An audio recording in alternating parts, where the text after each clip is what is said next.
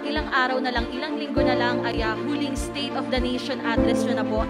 Ano ang dapat abangan ng ating mga kababayan at ano po yung mga maipagmamalaki ng legacy ng Duterte administration? Nothing. All I want the people is to just look around. Hindi ko ipagyawa. Una-una, hindi ko yung pera. That's not my money. All I want to say is that we dirty. So, I will not borrow about it in public. Hindi mo pera yan. Bakit kasi mayabang?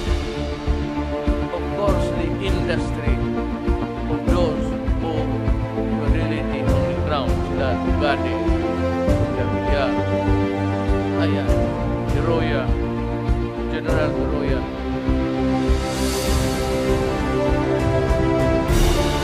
Talaga, pero ako, wala. I will just mention what right without necessarily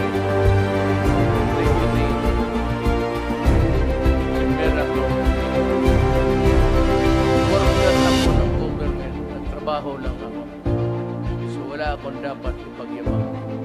Nandito lang ako to say that it is completed. But after that, I will shut up. It's not my style.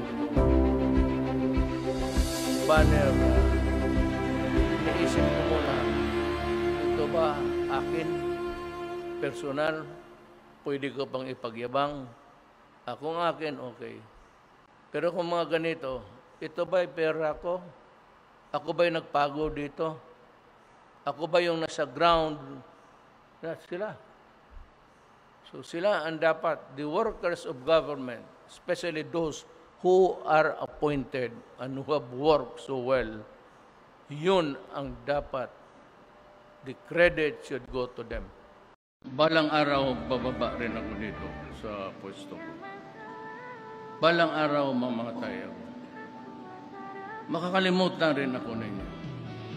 But let me leave you a message that is very important and could spell the difference between progress and development and maybe a failed country in the end if we do nothing.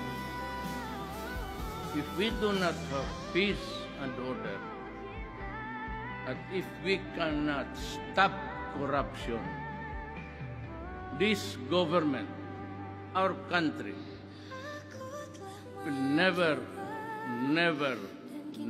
develop